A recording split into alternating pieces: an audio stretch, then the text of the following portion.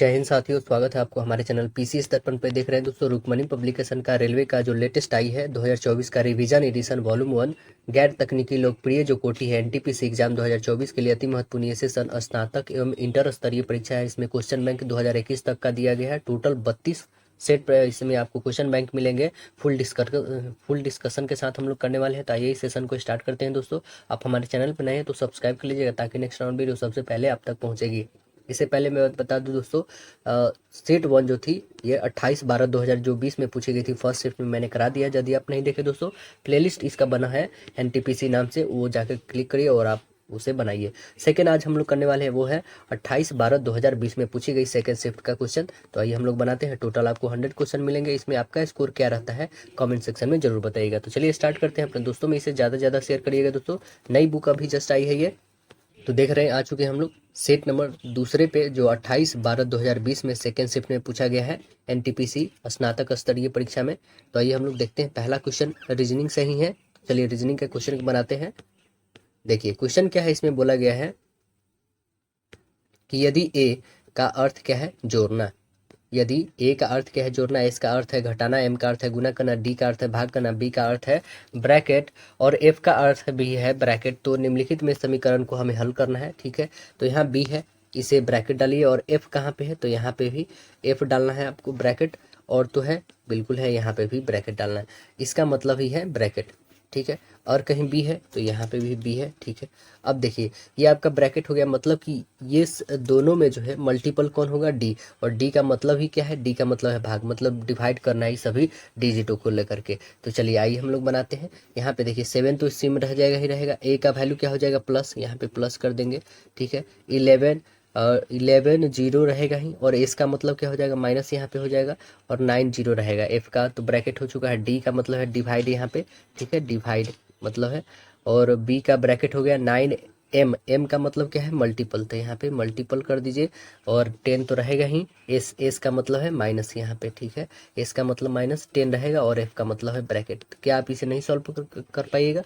बिल्कुल आप सॉल्व कर पाएंगे। तो देखिए 100 प्लस 110 अब माइनस 90 करिएगा तो कितने आ जाएंगे आपके पास?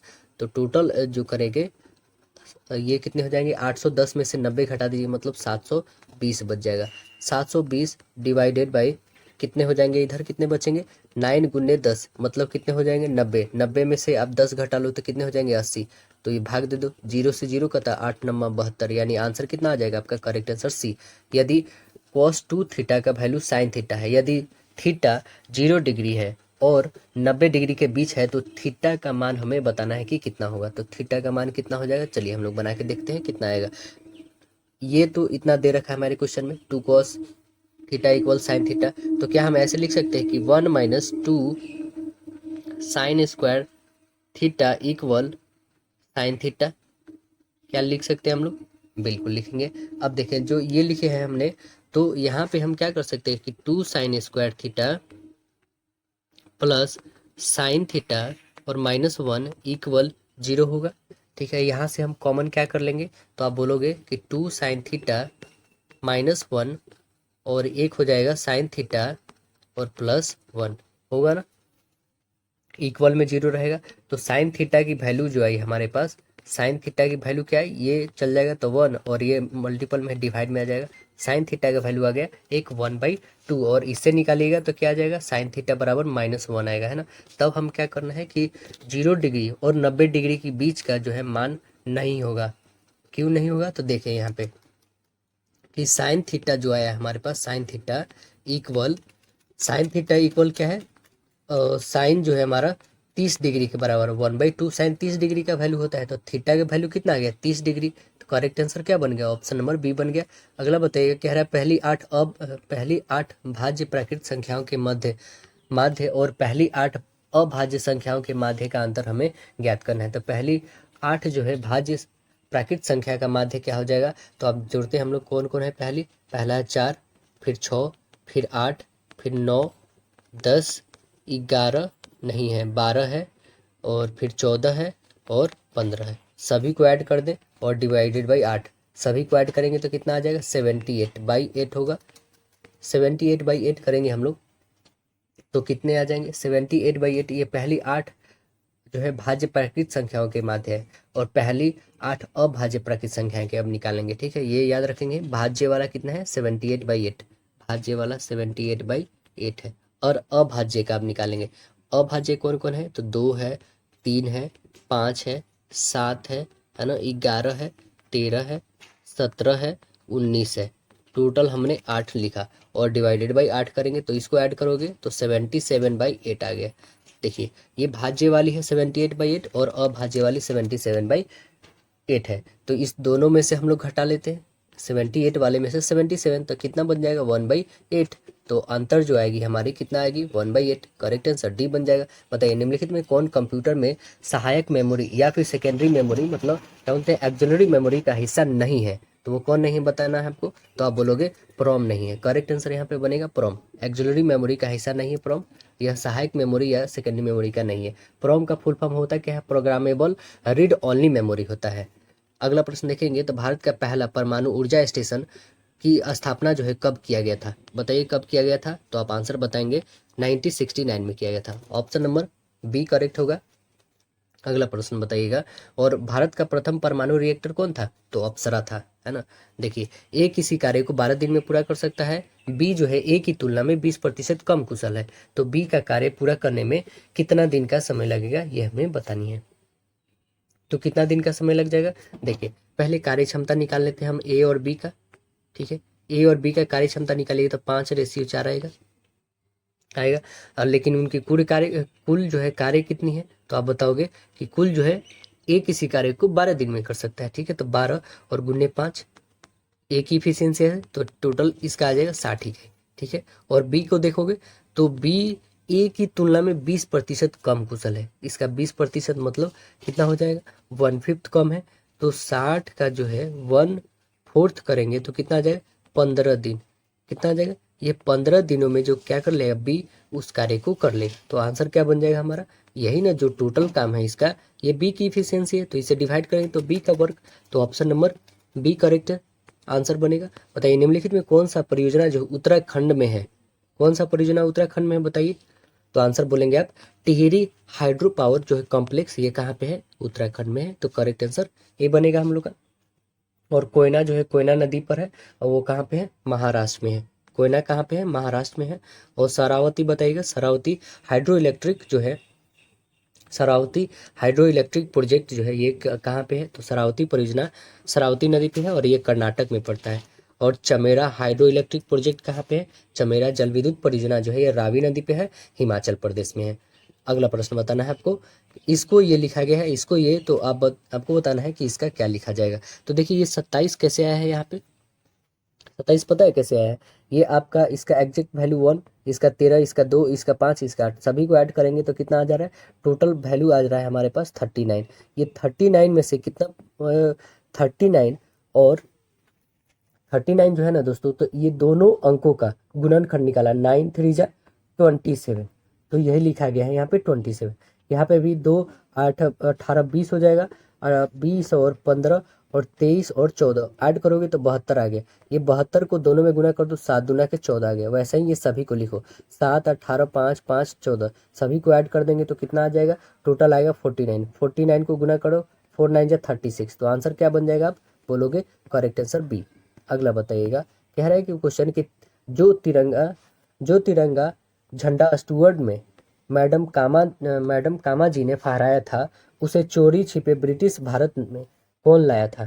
चोरी छिपे जो है ब्रिटिश भारत में कौन लेके आया था, तो आंसर क्या बताएंगे, वो लेके आए थे इंदुलाल इंदुलाल याग्निक।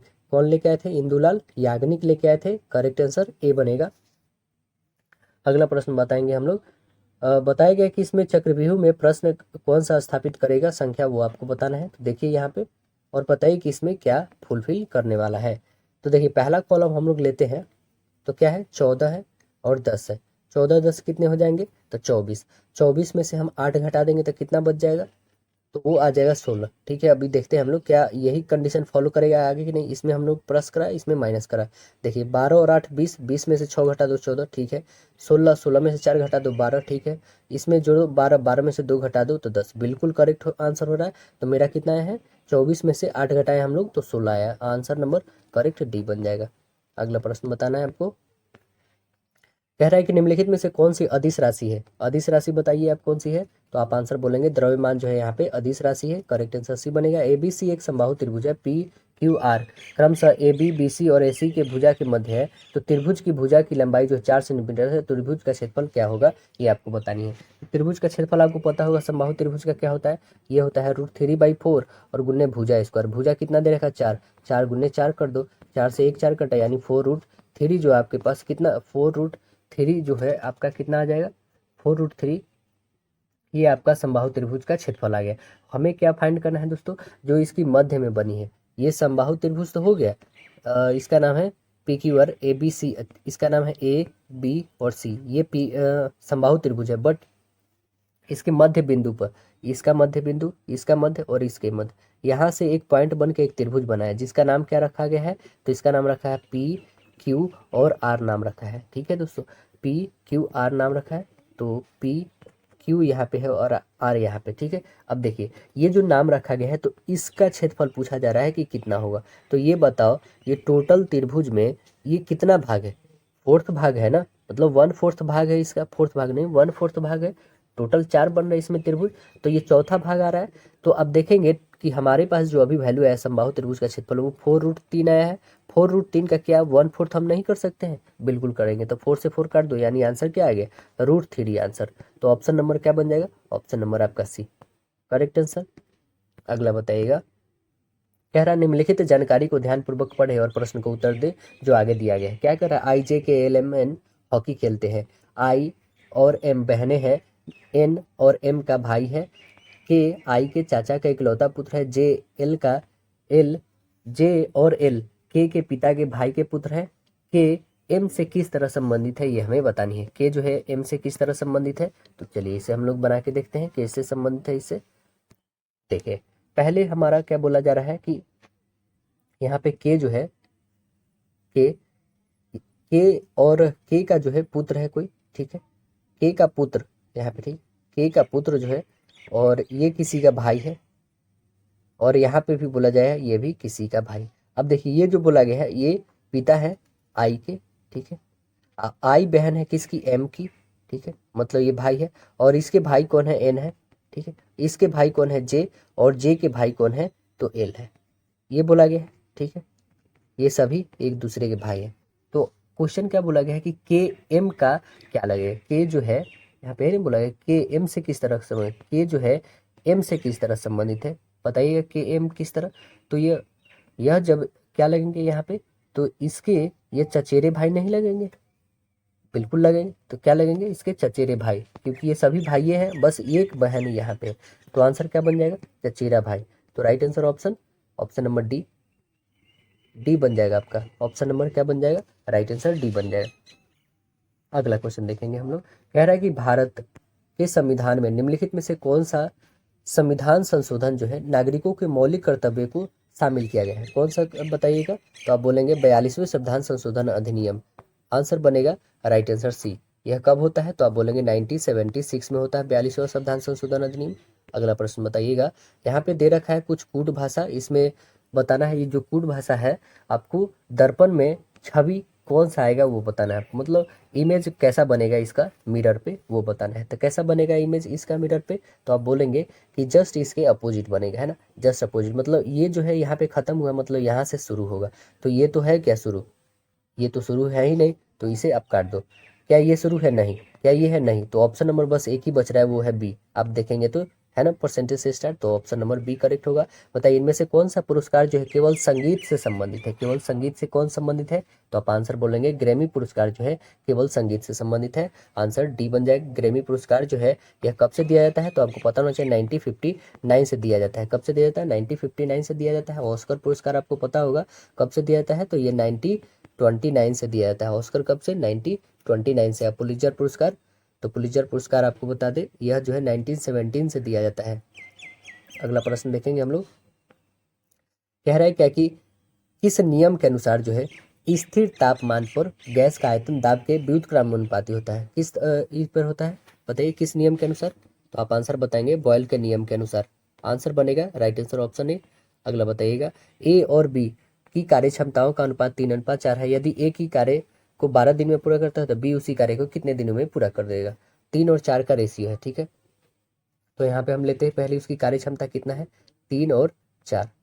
ए और बी का है, ए कितने दिन में कार्य करता है, 12 दिन में, तो 12 गुने 3 कर दें तो कितना आ जाएगा, टोटल 36 काम। 36 काम को ये जो है इसकी इफिशियंसी कितने दिन में करेगा, 4 से डिवाइड कर दो, 4 नंबर 36, यानी कितने दिन में बी काम कर लेगा, तो 9 दिनों में। आंसर क्या बन जाएगा, ऑप्शन बी। अगला बताना है, भारत में जो है राष्ट्रीय आय की गणना का पहला जो है प्रयास किसने किया था। पहला प्रयास कौन किए थे, तो आप आंसर बोलेंगे दादा भाई नौरोजी किए थे। आंसर बी बनेगा, दादा भाई नौरोजी किए थे। यह कब किए थे, भारतीय राष्ट्रीय आय की प्रति व्यक्ति आय का गणना जो है प्रथम बार दादा भाई नौरोजी ने कब किए थे, 1867 से 68 में किए थे। अगला प्रश्न बताइएगा, उस समय जो है उन्होंने प्रति व्यक्ति आय कब कितना लगाया था, तो 20 रुपया लगाया था। प्रति व्यक्ति आय कितना रुपया, 20 रुपया लगाए थे। अगला प्रश्न बताना है आपको, कह रहा है कि निम्नलिखित में से क्या परिसंचरण तंत्र का अंग नहीं है। क्या नहीं है बताइएगा परिसंचरण तंत्र का अंग, तो आप बताएंगे बड़ी आंत जो है यह परिसंचरण तंत्र का अंग नहीं है। तो आंसर बन जाएगा आपका राइट आंसर है। सूर्य का चमकता हुआ सतह क्या कहलाता है। सूर्य का चमकता हुआ सतह क्या कहलाता है, तो आप बताएंगे फोटोस्फीयर कहलाता है। करेक्ट आंसर बी बनेगा, फोटोस्फीयर। अगला प्रश्न बताइए, मोपला विद्रोह किस वर्ष के बीच में हुआ था। मोपला विद्रोह कब हुआ था, तो आप आंसर बताएंगे यह हुआ था 1921 से 1922 में हुआ था।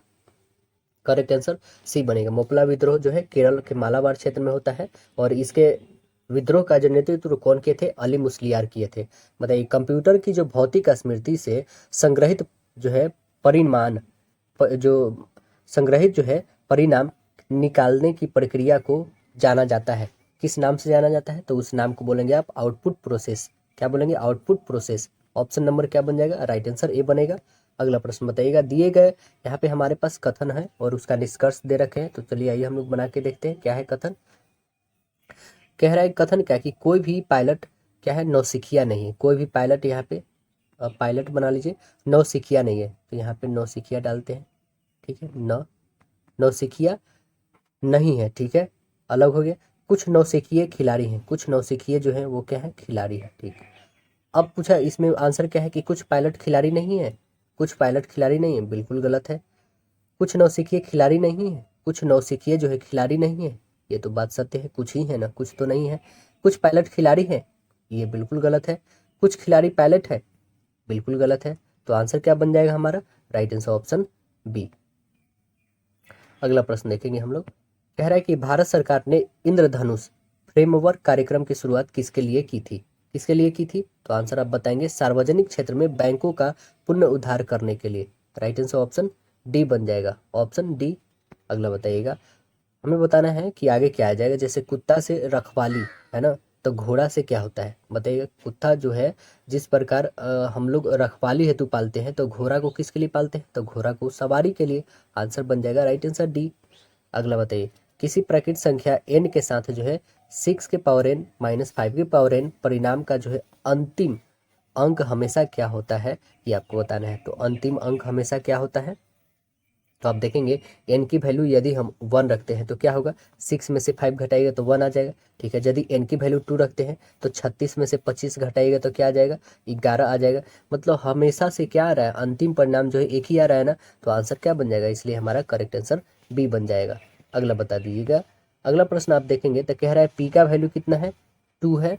पी इक्वल जो दे रखा है 2 plus 0.2 divided by 0.2 minus 1 into 2 दे रखा है। तो हमें सॉल्व करना है, क्या आप इसे नहीं सॉल्व कर दोगे, बिल्कुल आपको सॉल्व करना ही होगा और ये आप बहुत ही आसानी से सॉल्व कर लोगे।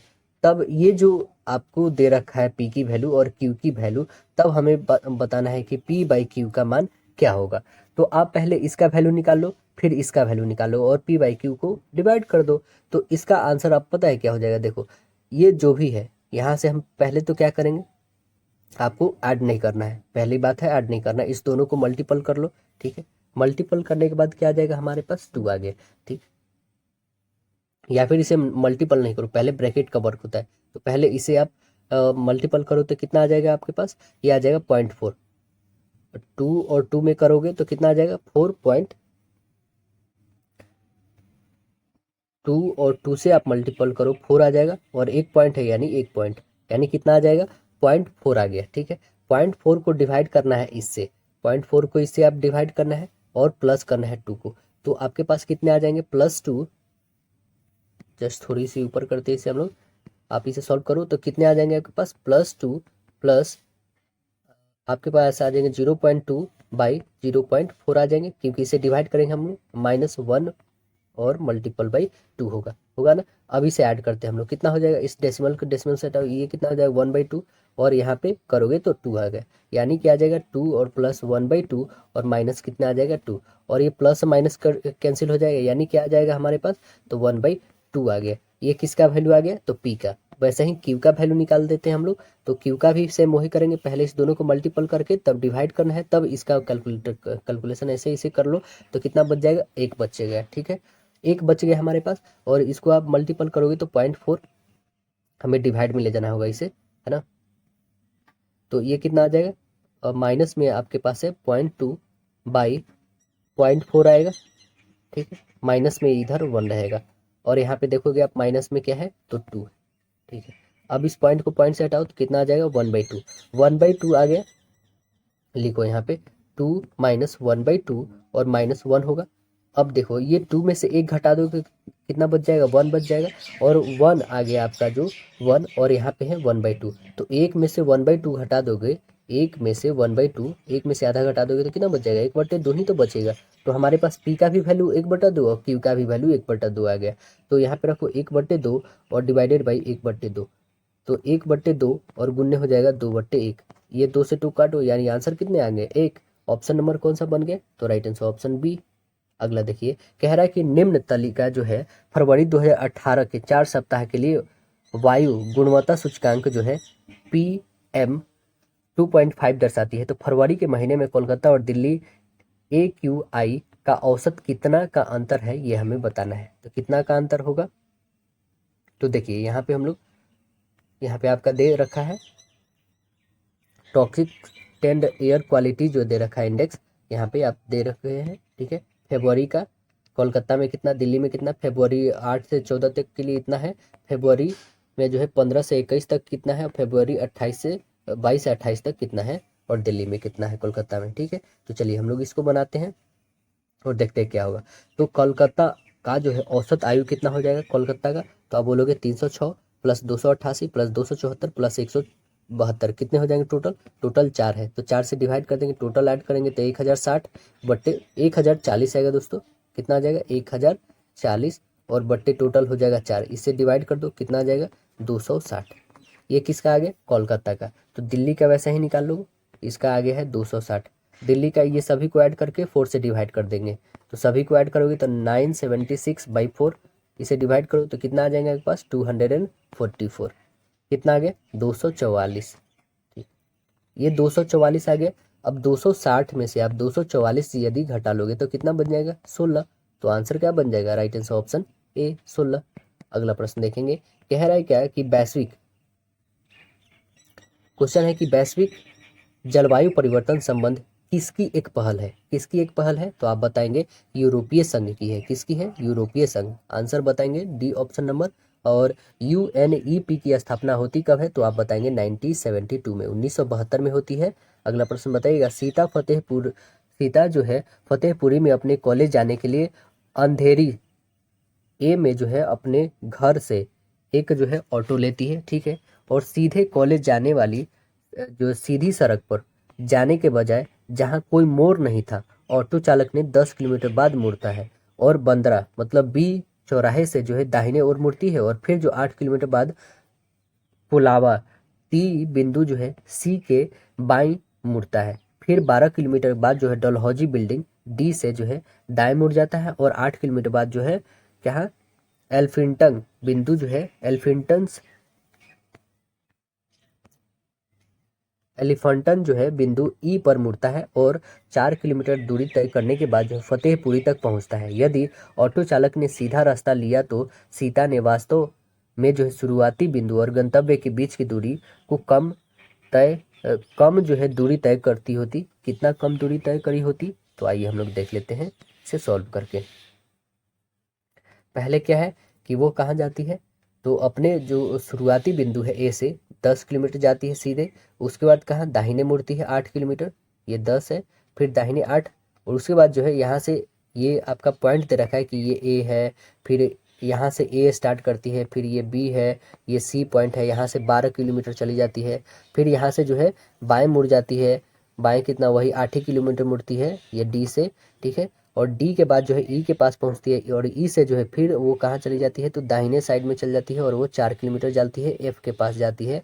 तो आपको बताना है ये गंतव्य है ना, और ये इसके स्टार्टिंग पॉइंट की बीच की डिस्टेंस कितनी होगी। तो ये बताओ, ये यदि टोटल हम ऐड करते हैं 10 और 12 22 और 8 कितने हो जाएंगे आपके, टोटल 30 हो जाएंगे। लेकिन कि उसने कितना चला है, 10 8 12 8 4, अच्छा 4 भी है यहाँ पे, तो टोटल आ जाएंगे आपके पास कितने, 10 8 12 8, 10 8 12 8 और 4, टोटल ऐड करोगे तो कितने आ जाएंगे, 42। लेकिन कि यदि वो सीधे रास्ता, ये सीधे ना कि ऐसे ऐसे जाती, यदि सीधे जाती तो कितना दूर मात्र उसे चलना पड़ता है, तो टोटल आप ऐड कर लो 10, और यहाँ से 12 22, 22 से 4 26, इसमें से 26 घटा दो तो कितने आ जाएंगे आपके पास, 16 किलोमीटर। मतलब 16 किलोमीटर सीधे से बात है कि एक्स्ट्रा ये चली है, यदि सीधे जाती तो 16 किलोमीटर कम चलना पड़ता उसे, उस ऑटो ड्राइवर को। तो आंसर क्या बन जाएगा, राइट आंसर ऑप्शन में सी करेक्ट आंसर हो जाएगा। अगला प्रश्न बताना है आपको। पूछा क्या गया है कि येन किस देश की मुद्रा है, येन जो है किस देश की मुद्रा है, तो आप बताओगे क्या, जापान की मुद्रा है। येन किस देश की है, तो जापान की है। तो मालदीव का बता दीजिए क्या है, तो मालदीव का जो है राजधानी तो माले है, लेकिन इसकी मुद्रा जो है रुपया है, क्या है, रुपया है। मालदीव रुपया है। और दक्षिण कोरिया का बता दीजिए, दक्षिण कोरिया का सियोल इसकी राजधानी है, और मुद्रा है वॉन, क्या है मुद्रा इसका, तो वॉन है। और बाली जो है ये दोस्तों इंडोनेशिया में पड़ता है, इंडोनेशिया की मुद्रा क्या है, रुपया ही है, इंडोनेशियाई रुपया है। अगला प्रश्न देखेंगे, कह रहा है कि टैक्सोनॉमी का जनक किसे कहा जाता है, टैक्सोनॉमी का जनक किसे कहा जाता है, तो आप क्या बताएंगे, आप बोलेंगे कार्ल लिनियस को। आंसर बनेगा right answer C, Carl Linnaeus. अगला क्वेश्चन देखेंगे, बोला क्वेश्चन दे रखा है आपका मैथ्स का है, तो आइए इसे हम लोग सॉल्व करते हैं। इसका वैल्यू इतना दे रखा है, तो एक्स की वैल्यू हमें फाइंड करनी है। हम क्या करेंगे यहाँ पे दोस्तों, बोथ साइड ऑफ स्क्वायर कर लेते हैं। ओके, बोथ साइड स्क्वायर कर लिएगा, हमें रूट ओवर हटाना है इसलिए बोथ साइड स्क्वायर कर रहे हैं। तो जब स्क्वायर करोगे ना, तो आपके पास क्या क्या बच जाएंगे, इधर सिर्फ 19 बचेगा, माइनस ये बच जाएंगे एक्स रूट 12 बचेगा, इक्वल बाई 1 रहेगा, 1 से डिवाइड करोगे तो 1 ही नहीं रहेगा, और इधर हटाओगे तो क्या आ जाएगा आपके पास। तो ये देखो, आप जो स्क्वायर इसको करे हो तो कितना हो जाएगा, A square minus B square बनेगा ना, यानी कि A plus B into A minus B भी रख सकते हो इसे। तो देखो, A plus B into A minus B नहीं, बल्कि A square plus B square minus 2 A B करना होगा। तो क्या हो जाएगा, 4 और प्लस 3 और माइनस 2 ए बी कितना हो जाएगा, 4 3 12, यानी कि 2 रूट 12 हो जाएगा, इतना होगा ना। अब देखो, यहाँ से हमें x की वैल्यू फाइंड करनी है, और यहाँ पे भी ये 12 है रूट वाली, ठीक है। ये कितने हो जाएंगे, 4 3 7, 7 इधर आके घटा दो तो कितने हो जाएंगे इसमें 7, तो यानी 12 हो जाएंगे, और ये इधर आके ऐड हो जाएगा, तो कितना हो जाएगा, पहले से है माइनस में 2 रूट 12, और ये आ जाएगा प्लस एक्स रूट 12, ठीक है, एक्स रूट 12 आ गया। अब देखें, जो एक्स रूट 12 हमारे पास आ गई है, तो हम क्या करेंगे, अब यहाँ पे 12 आ गई है, और इसे भी ऐड कर दो इधर में, तो 12 और प्लस में 2 रूट 12 इधर लेके आ जाओ, इधर बच गया एक्स प्लस एक्स रूट 12 बच गया, बचा ना। तो इस क्या ये ऐड होने वाले हैं, 2 रूट 12 और प्लस 12 ऐड होने वाले नहीं है, तो यहाँ पे हम लोग कुछ कॉमन कर लेते हैं, और वो कॉमन क्या कर लेंगे, तो हम लोग हमारे पास जो दे रखा है इसमें हम क्या कर लेंगे, कॉमन। तो आप देखेंगे क्या कि ये जो हमारे पास मल्टीपल में है, कॉमन ना करिए, बल्कि ये रूट वाला रूट 12 ला दीजिए, यहाँ पे एक्स बच गया, यहाँ से रूट हटा देते हैं, ठीक है, रूट 12 को, रूट 12 जो है मल्टीपल में आएगा। क्या इसे रेशनलाइज हम लोग कर सकते हैं, बिल्कुल रेशनलाइज कर लोगे आप। तो यहाँ पे रेशनलाइज कर लेते हैं हम लोग, तो क्या बन जाएगा, आप करोगे तो यहाँ रूट 12 और यहाँ पे भी रूट 12 से हम लोग गुना करेंगे, तो रूट 12 और रूट 12 में करेंगे तो हमारे पास क्या आ जाएगा, नीचे तो 12 आ जाएगा, ठीक है। लेकिन जो यहाँ पे कॉमन होगा हमारे पास, रूट 12 गुने 12 प्लस 2 गुने रूट 12, यहाँ पे हम लोग कैलकुलेट करेंगे तो क्या बन जाएगा हमारे पास, बच जाएगा हमारे पास रूट 12 और प्लस 2 बच जाएगा, ठीक है। बाई में आपका क्या बच जाएगा, टोटल जो है काट दिए तो इतना बच गया। तो इसे हम लोग क्या लिख सकते हैं दोस्तों, क्या 2 और प्लस 2 रूट 3 लिख सकते हैं क्या, 4 3 12 होता है, तो इसे 2 रूट 3 लिख सकते हैं, बिल्कुल लिख सकते हैं। तो आंसर क्या बन जाएगा, तो आप बताओगे 2 प्लस 2 रूट 3, ऑप्शन नंबर क्या बन जाएगा, राइट आंसर बी। देखिए किसने ईस्ट इंडिया कंपनी के खिलाफ जो है प्लासी का युद्ध लड़ा था? कौन लड़े थे बताइए? तो आप आंसर बताएंगे क्या? ऑप्शन नंबर बी, सिराजुद्दौला लड़े थे। कौन लड़े थे? सिराजुद्दौला जो है ईस्ट इंडिया कंपनी के खिलाफ जो है प्लासी का युद्ध लड़े थे। तो कौन से राष्ट्र ने 5 बार जो है कॉमनवेल्थ गेम्स की मेजबानी की है? तो कौन सा देश है दोस्तों जो 5 बार मेजबानी किया है? तो वो देश है ऑस्ट्रेलिया। आंसर बनेगा ये। बताइए साहित्य अकादमी का मुख्यालय कहाँ पर स्थित है? साहित्य अकादमी का मुख्यालय कहाँ है? तो आप बताएंगे नई दिल्ली में है। आंसर बनेगा बी। और इसकी स्थापना कब होती है? तो 12 मार्च 1954 को होती है। देखिए एक वस्तु को 12% लाभ पर बेचा गया, मतलब 100 की वस्तु 112 पर बेचा गया, तो 33% अधिक में बेचा जाता तो लाभ प्रतिशत 14% होती। तो वस्तु का हमें क्रय मूल्य पता करना है कि मतलब कितना में खरीदा गया था। तो आइए हम लोग बताते हैं यहाँ पे कितना में खरीदा गया था वस्तु को। देखिए पहले था, हम सपोज कर लेते हैं यहाँ पे 100 रुपया में हमने खरीदा था। ठीक है, 100 रुपया की वस्तु को हमने 12% लाभ पर बेचा, यानी कितने पे बेचा? 112 रुपया पे बेच दिया। ठीक है, अब बोला है क्या कि 14% लाभ होता है, तो 14% लाभ होता है मतलब 114 रुपया, 14% हमें लाभ प्राप्त होता है। तो डिफरेंस कितना का है? तो डिफरेंस आप बताओगे 2 का डिफरेंस है। जो 2 का डिफरेंस है वो कितने के बराबर है? मतलब अधिक है, वो 33 के बराबर है। तो 1 के बराबर कितना हो जाएगा? तो आप बोलोगे कि 16.5 हो जाएगा। इसे डिवाइड करोगे तो 16.5 है ना। हमें क्या निकालना है? पूरे 100 का, मतलब क्रय मूल्य कितने हैं? तो टोटल 100 से गुना कर दो। 1 जीरो यहाँ पे नीचे आ जाएगा, 1 जीरो से 1 जीरो, यानी कितने आगे? 1650 रुपया। तो आंसर क्या बन जाएगा हमारा? ऑप्शन नंबर सी, 1650 रुपया में वो वस्तु को खरीदा होगा। अगला प्रश्न देखेंगे। कह रहा है क्या कि वह छोटी से छोटी संख्या ज्ञात करिए जिसे 4 अंकों की सबसे छोटी संख्या में से घटाने पर जो है प्राप्त पूर्ण वर्ग हो। प्राप्त पूर्ण क्या हो? एक वर्ग हो। तो 4 अंकों की सबसे छोटी संख्या क्या हो जाएगी? 2 3 1 4, 4 अंकों की सबसे छोटी संख्या। अब इसे प्राप्त पूर्ण वर्ग हो तो इसका एलसीएम ये निकाल लो, वर्गमूल। तो निकालोगे कितना आ जाएगा आपका? निकालोगे तो 3 से निकालिए 9 और 1 बच गया, यहाँ पे 00 आ गया, 1 3 यानी 6 और करेंगे 1 से तो कितना आ जाएगा? 61। कितना बचेगा? 39।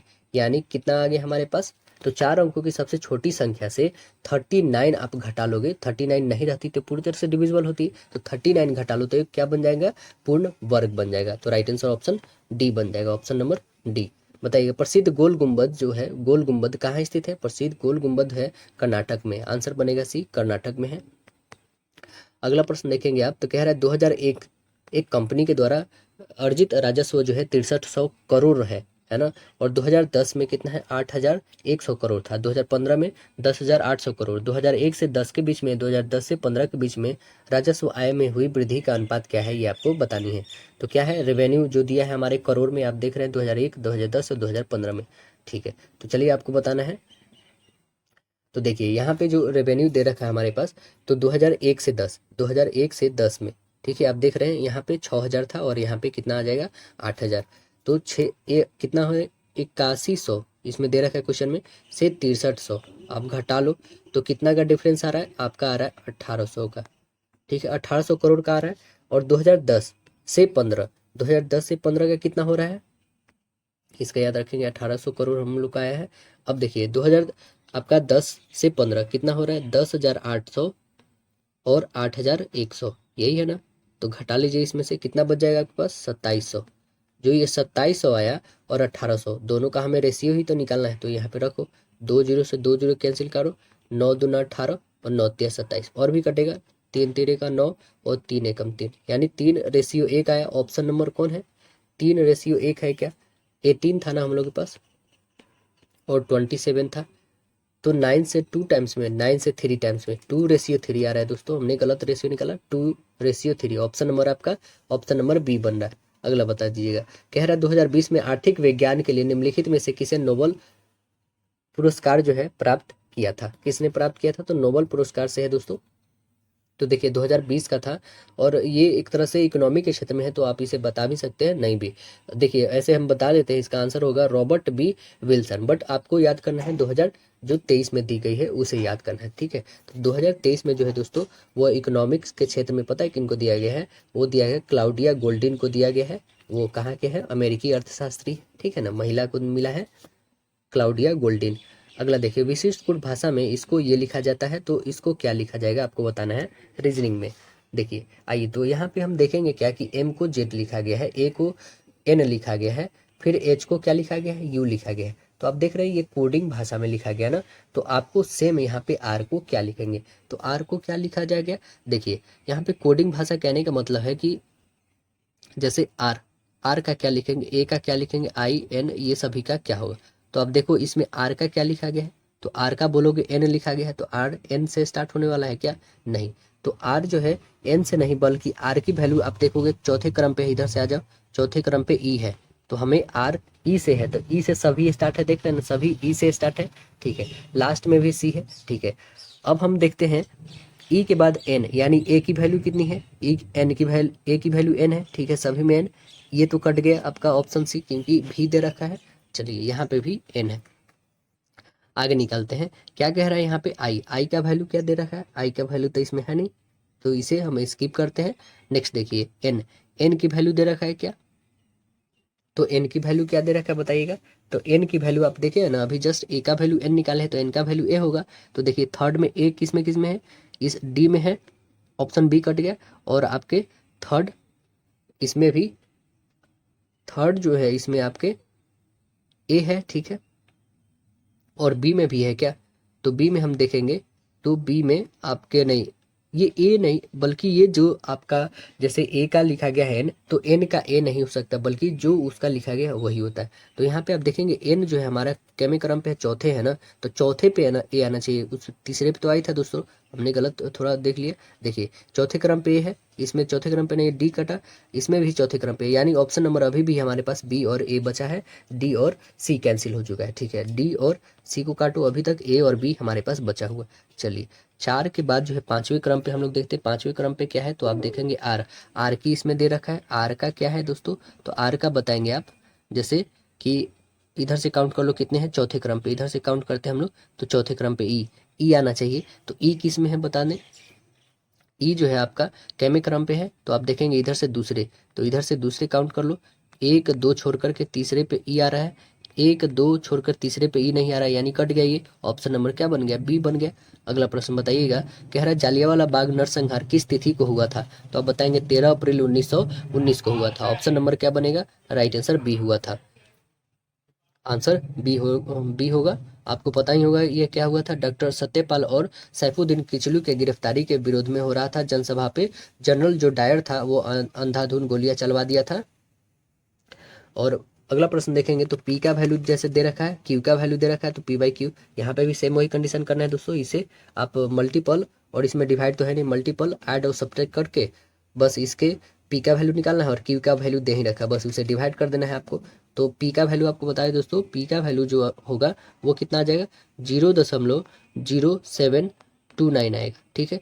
अब इसे जो है आपको 0.54 से डिवाइड करना है, इसके पास 4 जीरो है, इसके पास मात्र 2 ही है, तो यानी कितना आ जाएगा, नीचे 2 जीरो एक्स्ट्रा आ जाएगा, इसे हटा दो डेसिमल को, ठीक है। अब देखो काट के, तो काटोगे तो पता है कितने टाइम्स में आ जाएगा, 0.135, ऑप्शन नंबर आपका सी करेक्ट बन जाएगा यहाँ पे।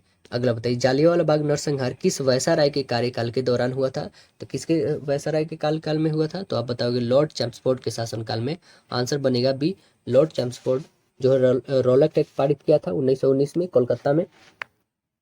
अगला प्रश्न बताइएगा, निम्नलिखित में से उर्वरक क्रांति कौन सा रंग संबंधित है, उर्वरक क्रांति जो है वो कौन से रंग से संबंधित है, तो आंसर क्या बताएंगे आप, ऑप्शन नंबर बी, भूरक से संबंधित है। हरित क्रांति किससे, खाद्यान्न उत्पादन से, श्वेत क्रांति दूध उत्पादन से, पीली क्रांति तेल या फिर तिलहन बोल सकते हैं आप, और नीली क्रांति मत्स्य उत्पादन से, गुलाबी क्रांति झींगा मछली उत्पादन से, रजत क्रांति भारत में अंडा उत्पादन से, मुर्गियों के उत्पादन से, सुनहरी क्रांति किससे है, बागवानी से है, और स्वर्ण रेखा क्रांति है जूट उद्योग संबंधित है, गोल क्रांति है आलू से, और रजत रेशा क्रांति है कपास से, और लाल क्रांति है टमाटर से, टमाटर या फिर मांस भी बोल सकते हैं। हरित सोना क्रांति है बांस उत्पादन से, और धूसर या फिर स्लेटी क्रांति है सीमेंट उत्पादन से। अगला प्रश्न देखेंगे हम लोग, तो अगला आप बताइएगा कि एक चुनाव में केवल 2 उम्मीदवार थे, विजय उम्मीदवार को कुल मतों का 48% प्राप्त हुआ, उसके जो विरोधी उम्मीदवार को 6800 जो है मत प्राप्त हुए, तो कुल मतों का 34% के बराबर है, ठीक है। तो कुल मत अमान्य थे, विजय उम्मीदवार का जो है विजय जो उम्मीदवार है उसका विनिंग मार्जिन और जो है अमान्य मतों की संख्या क्या है, ये हमें बतानी होगी, क्या होगी, तो आइए हम लोग बना के देखते हैं कि क्या होगी। तो हम देखेंगे क्या कि जो विजयी उम्मीदवार है वो कितना प्राप्त करते हैं, 48%। ठीक है, चलिए थोड़ा हम लोग यहाँ पे बताते हैं, थोड़ी स्पेस है यहाँ पे। देखिए तो विनिंग जो है उसे कितना मिला है, 48% मिला। ठीक है, और विरोध उम्मीदवार को कितना प्राप्त हुआ, तो 48 घटा दो उसमें से, तो जो विरोध किया है ओपोनेंट्स जो है उसे कितना मिला है, तो 52%। ठीक है, 100 में से 48 घटा दोगे तो 52%। अमान्य कितना हो गया, तो 52 में से 34 को घटा दोगे वो अमान्य है, कितना है, 18% जो है अमान्य है। ठीक है, अमान्य है 18%। अब जो है विजय उम्मीदवार का विनिंग मार्जिन कितना है वही बताना हमें, तो 48 है, और कितना है विनय मार्जिन, 34 है। तो 48 में से 34 घटा दोगे तो कितना आ जाएगा, 48 में से 34 घटा दोगे तो यानी 14% आ जाएगा। अकॉर्डिंग टू प्रश्न हमारा क्या है कि 34% बराबर कितना दे रखा है, ये दे रखा है 6800, ये ना दे रखा है।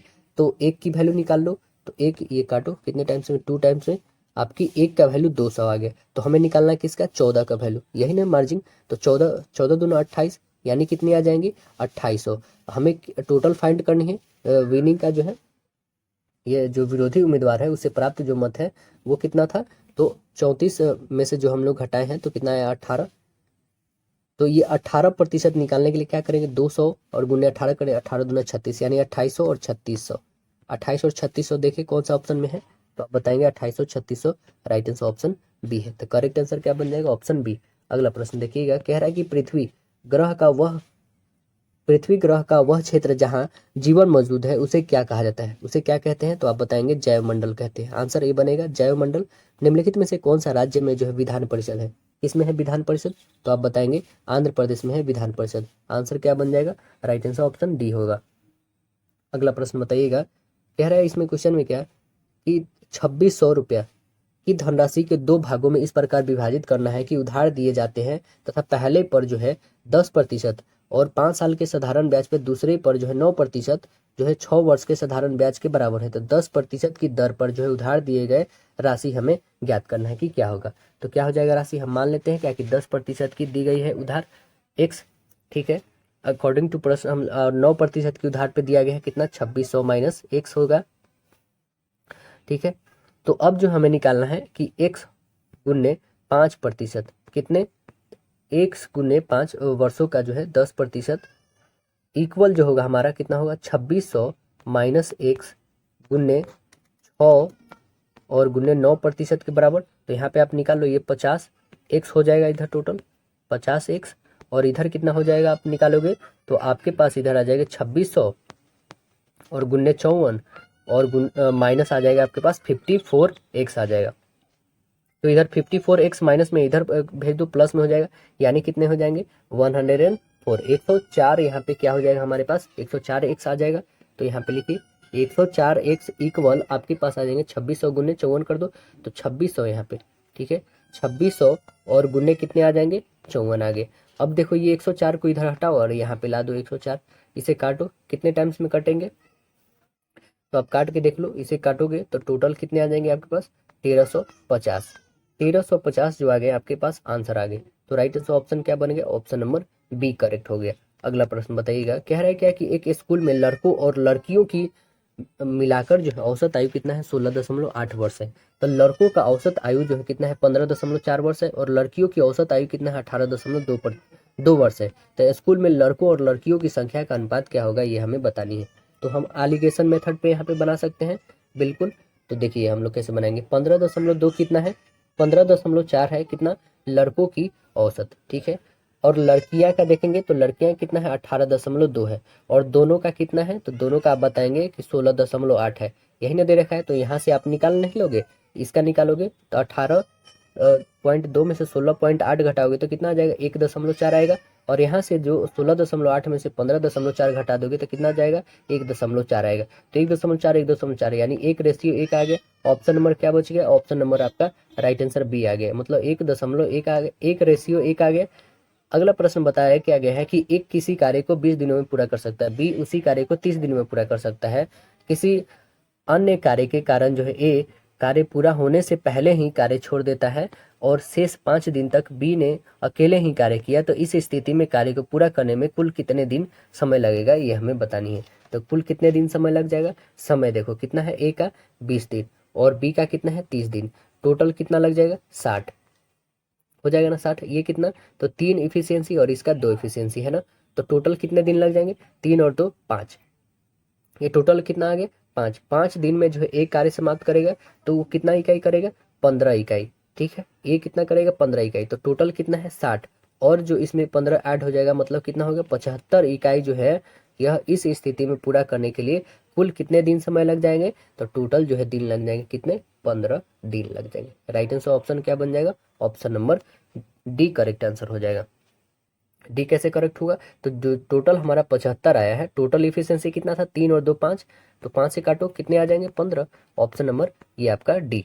अगला बताइएगा, कह रहा है कि 2020 में निम्नलिखित फिल्म को सर्वश्रेष्ठ फिल्म वर्ग में फिल्म फेयर पुरस्कार मिला था। तो देखिए 2020 का है, इसे आपको नहीं याद करना है दोस्तों। अभी जो 2024 में दिया गया है 69वें फिल्म फेयर पुरस्कार, उसे याद करना है। तो जो 69वां फिल्म फेयर हुआ है 2024 में, वो किसे अवार्ड दिया गया है, सर्वश्रेष्ठ फिल्म का अवार्ड 12th फेल। आप लोगों ने देखा होगा मनोज सर का जो है 12th फेल, तो वो जो है सर्वश्रेष्ठ दिया गया है इनको फिल्म का। और सर्वश्रेष्ठ निर्देशक अवार्ड किसे मिला है, तो विधु विनोद को मिला है, विधु विनोद चोपड़ा जो 12th फेल को लिए मिला है। और सर्वश्रेष्ठ अभिनेता कौन है पुरुष में, तो रणबीर कपूर को मिला है फिल्म एनिमल के लिए, है ना। और सर्वश्रेष्ठ अभिनेत्री किनको मिला है महिला श्रेणी में अवार्ड, तो आलिया भट्ट को मिला है, रॉकी और रानी की प्रेम कहानी में जीती है उन्होंने।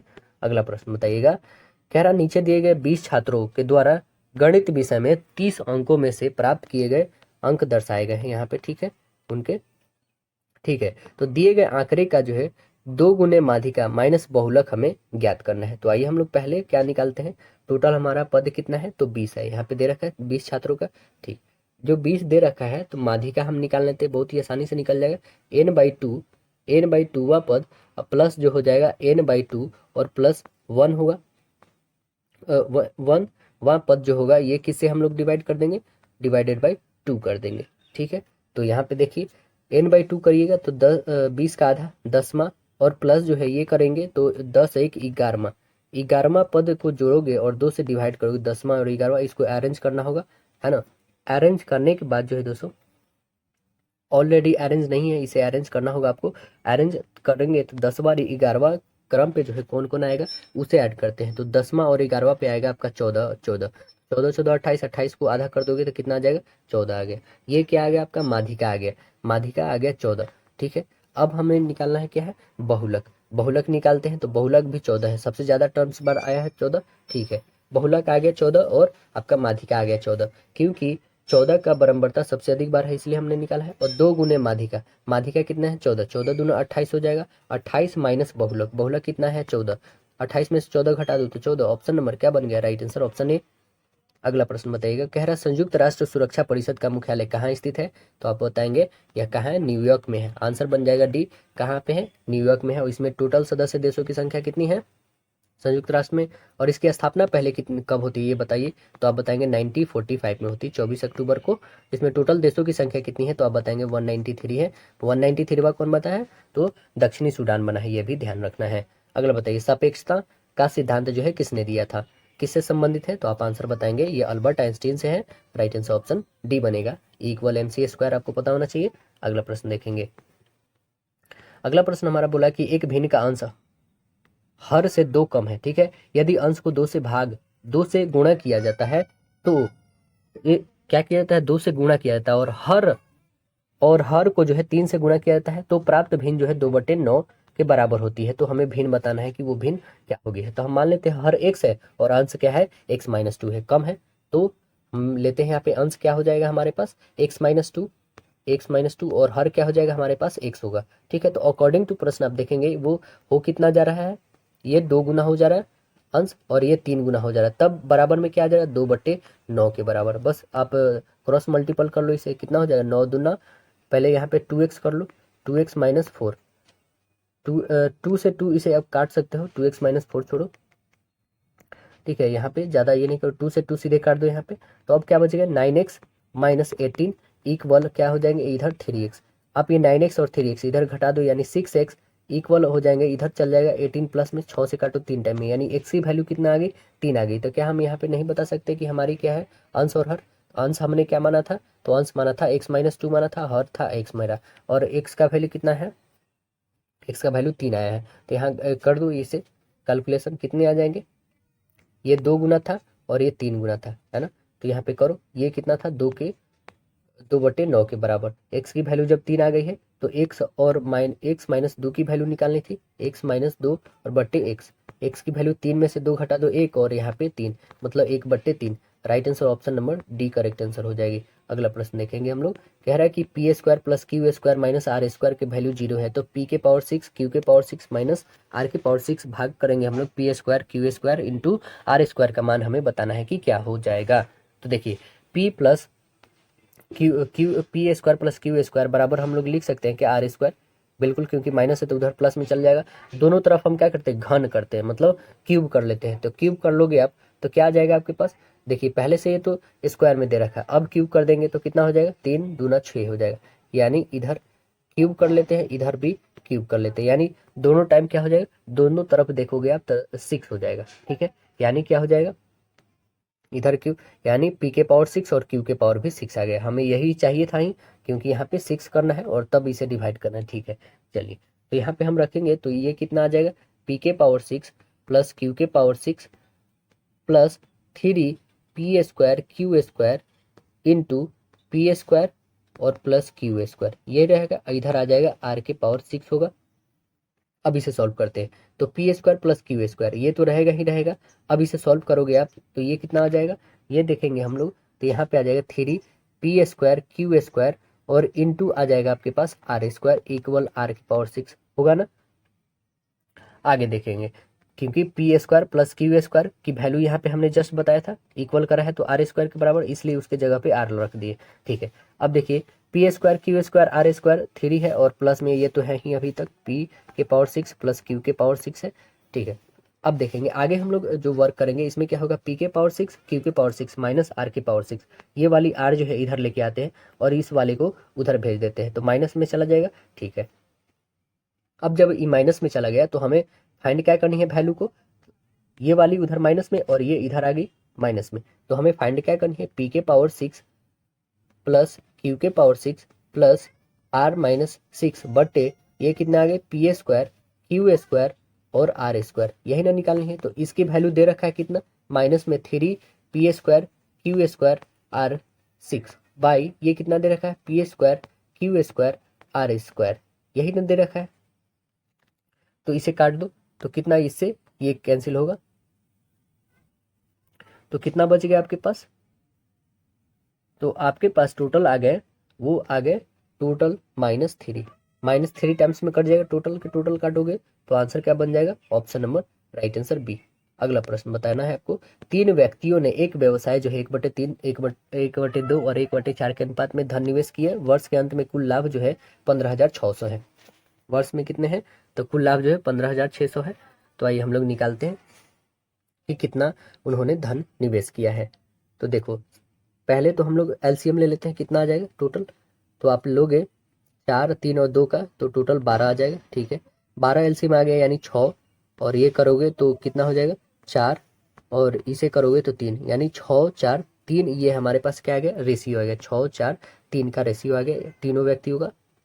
तो तीनों का ऐड कर दो, 10 और 3 13, टोटल कितना आ गया 13।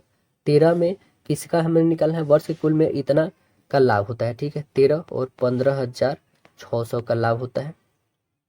ठीक है, तो टोटल हम लोग निकालते हैं किसका, 6 वाली, पहले वाले का निकाल लेते हैं, लाभ का सबसे अधिक हिस्सा किसको मिला है। ठीक है, तो 13 से काटो, 13 एक कम 13, 2 13 दूना 26 यानी 200, 1200, 12 छक्के 72, आंसर कितना आ जा रहा है, ऑप्शन नंबर राइट आंसर ए 7200।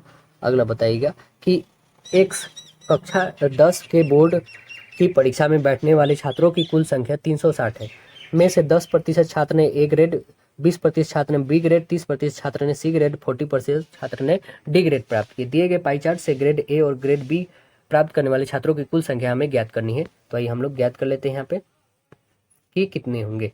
तो देखें यहाँ पे कितने हो जाएंगे, पाई चार्ट में जो दिया गया है ग्रेड ए और ग्रेड बी प्राप्त करने वाले छात्रों की संख्या कितनी है, टोटल 360, में से 360 गुने कितने हैं 10 और 20 प्राप्त करने वाले, मतलब टोटल 30%, 30% इसका निकाल लो बट्टे 100 कर दो, 2 जीरो से 2 जीरो यानी कितने आ गए 36 18 और 3 3 9 और 1 10, मतलब टोटल आ कितने गए 108। तो आंसर कितने बन जाएंगे, right answer option number A बन जाएगा 108।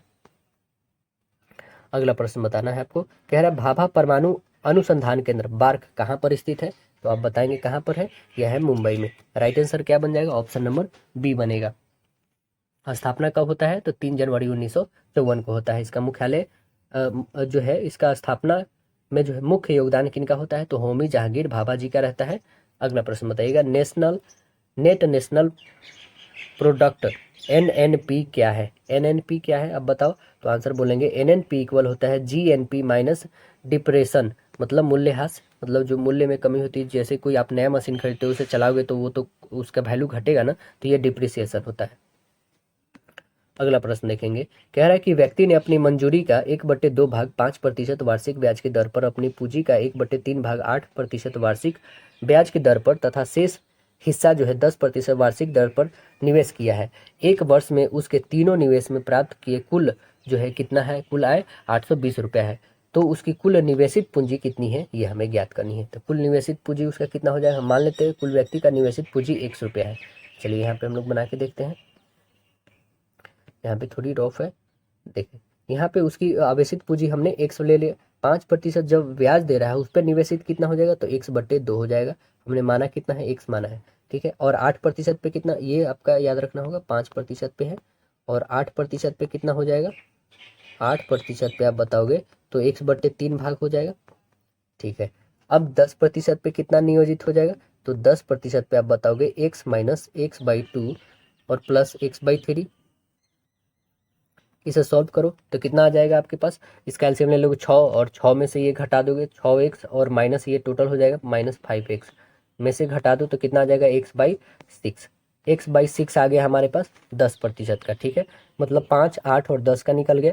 तो ये सभी को हम लोग क्या करते हैं, यहाँ पे सभी को जोड़ लेते हैं, ठीक है ना, सभी के भाग को जोड़ लेते हैं। तो पहला का क्या है कि x/2 गुन्ने 5/100 होगा, प्लस हो जाएगा x/3 और गुन्ने होगा 8/100, प्लस हो जाएगा x/6 और गुणे हो जाएगा आपका 10/100। कितने के बराबर है, तो 820 रुपया के बराबर। अब इसे काटने वाला जो है काट सकते हैं, जो नहीं करने वाला नहीं काटना है आपको।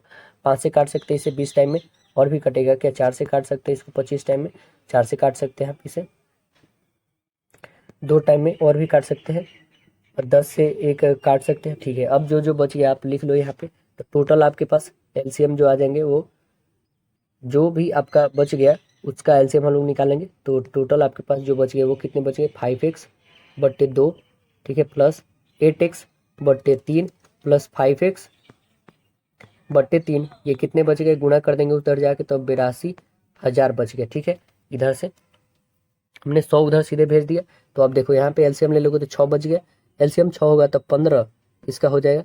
हमें एक सभी हटा रहे, ठीक है, 15 प्लस 16 कर दो प्लस 10, टोटल कितने हो जाएंगे, तो टोटल ऐड करोगे तो 41, टोटल सीधे लिख दो 41x और इक्वल 6 से उधर गुना कर दो 82, यहाँ पे 1000 है और गुने 6 कर दो, है ना। अब काट के देखो क्या कटने वाले हैं, तो बिल्कुल कटने वाले हैं, इसको काटो तो कितने टाइम में, तो 2 टाइम में कट रहे हैं, 6 दूना 12 यानी 12,000। तो राइट आंसर ऑप्शन नंबर क्या बन गया, ऑप्शन नंबर सी करेक्ट हो गया 12,000। अगला प्रश्न देखिएगा, कह रहा है क्या इसमें क्वेश्चन में, कह रहा है कि ABCD एक समांतर चतुर्भुज है, भुजा BC को E तक इस प्रकार बढ़ाया जाता है कि BC बराबर CE है ना, और AE जो है CD को बिंदु P प्रतिच्छेदित करती है। तो त्रिभुज ABE का क्षेत्रफल इनमें से किसके बराबर होगा, ये हमें बतानी है। किसके बराबर होगा दोस्तों, तो आइए हम लोग बना के देख लेते हैं किसके बराबर हो जाएगा। यहाँ पे देखेंगे आप एक तरह से कि बताए क्या कि ABCD एक समांतर चतुर्भुज, ठीक है। ABCD पहले हम एक समांतर चतुर्भुज यहाँ पे ड्रॉ कर लेते हैं, ठीक है, ट्रायंगल की तरह हो गया दोस्तों, रेक्टेंगल की तरह। देखिए हम यहाँ पे सॉल्व करेंगे, एक समांतर चतुर्भुज बनाए ABC और D, ठीक है। और यहाँ से बोला क्या गया है, ये जो आपका मिड पॉइंट से आगे बढ़ रही है, ये जो इसे ऐसे मीट कर रही है, ठीक है, ये ई सेक्शन है, ये जो है आपका ये इसके बराबर दे रखा है, ठीक है, ये इसके बराबर दे रखा है। तो अब यहाँ पे जो पॉइंट कट रही है इसका वैल्यू P दे रखा है, प्रतिच्छेद कर रही है P पे, मध्य बिंदु है उसका, ठीक। तो हमारे पास BC दे रखा है किसके बराबर, EC के बराबर, सी जो है हमारा क्या है, बी ई का मध्य बिंदु है, ई और सी का मध्य बिंदु है सी, ठीक है। तो ए बी पैरेलल जो है सी डी है, ए बी पैरेलल जो है यहाँ पे सी डी है, ओके। अब देखेंगे कि पी जो है सी डी का मध्य बिंदु है, पी जो है ये सी डी का मध्य बिंदु है, पी यहाँ पे, ठीक है। तो आप देखेंगे क्या, सी ई पी, जो सी हमारा सी ई और पी, ये ट्रायंगल बन रहा है, यहाँ पे त्रिभुज बन रहा है ना, यहाँ पे ये त्रिभुज कौन बन रहा है, 1/3 किसका बन रहा है, ए बी सी पी का, ए बी सी और पी का, ए बी सी पी का जो है ये 1/3 बन रहा है, कितना बन रहा है, 1/3 बन रहा है। तो ये क्षेत्रफल को हम एक ले लेते हैं। और एपीडी आप देखोगे तो ए पी और डी, ये भी हमारा एक ट्रायंगल बन रहा है एपीडी। तो यहाँ पे जो ट्रायंगल बन रहा है एपीसी के बराबर है, एपीसी के बराबर है, ये इससे जो है आप देखोगे तो ये इक्वल आ जाएगा, ठीक है। ये ट्रायंगल जो है इसके इक्वल, अब देखिए ये जो ऐसे एक दूसरे के इक्वल हुआ, सर्वांगसम हुआ, तो एडी जो हमारे है कौन है, एडी, ये वाली जो भुजा है क्या सीई के बराबर होगी, बिल्कुल होगी, ठीक है, क्योंकि सर्वांगसम हो चुका है, बाई सीपीसीटी होगा, है ना। और आप देखोगे डीपी जो हमारा क्या है, आप देखोगे डीपी जो है ये वाली, ये किसके बराबर हो जाएगी, तो आप बोलोगे डीपी जो होगी पीसी के बराबर हो जाएगी, किसके बराबर हो जाएगी, तो पी और सी के बराबर, इसके बराबर होगी ना, इसके बराबर होगी। और आपके पास दे रखा है एंगल डी, एंगल जो डी है ये किसके बराबर होगी, एंगल डी जो है ये एंगल सी के बराबर होगी, क्यों, ये दोनों इक्वल आ रहे हैं इस कारण, और सर्वांगसम हो चुके हैं इस कारण। अब देखोगे तो एपीडी, जो एपीडी हमारा ट्रायंगल है वो ईपीसी के बराबर आ रहा है उसका। तो इक्वेशन 1 और 2 से आप देखोगे तो एपी और एबीसीडी का क्षेत्रफल जो होगा क्या होगा, इक्वल होगा। तो आंसर क्या बन जाएगा हमारा, option number right answer C बन जाएगा, मतलब समानांतर चतुर्भुज एबीसीडी का क्षेत्रफल के बराबर होगा वो। तो राइट आंसर ऑप्शन सी बनेगा। अगला प्रश्न देखेंगे तो कह रहा है चतुर्भुज दे रखा, सूचीबद्ध जो है 4 संख्या युग में से 3 किसी तरह समान है, एक अलग है, वो बताना है आपको कौन सबसे अलग है। तो आप 9 का क्यूब करो 729, 6 का करो 216, 7 का करो ये बिल्कुल नहीं आएगा, 4 का करो 64 आएगा, यानी राइट आंसर क्या बन गया, ऑप्शन नंबर सी। अगला प्रश्न बताइएगा, कह रहा है क्या कि √2 प्लस एक्स इक्वल कितना दे रखा है, √3। तो एक्स की वैल्यू हमें फाइंड करनी है। तो एक्स की वैल्यू क्या है, तो बोथ साइड आपको स्क्वायर कर लेना होगा, तब जाके बना पाओगे। तो सीधे हमें एक्स का वैल्यू निकालना है, तो एक्स इधर रखो और √2 और √3 और माइनस इधर चल जाएगा √2, इसका स्क्वायर कर लो तो कितना हो जाएगा, a माइनस बी का होल स्क्वायर, तो ए स्क्वायर प्लस बी स्क्वायर और माइनस 2ab होता है ना, तो रखिए यहाँ पे, तो 3 का होल स्क्वायर यानी 3 और प्लस 2 का करोगे तो 2 माइनस रूट कितना हो जाएगा, 2√6 हो जाएगा, होगा ना, 2 3 जा 6। तो एक्स की वैल्यू हमारे पास इतने हैं, 2 और 3 करोगे तो 5 माइनस 2√6 आ गए, 5 माइनस 2√6। देखिए कोई है क्या 5 माइनस 2√6, तो ऑप्शन नंबर आपका करेक्ट ए बन जाएगा।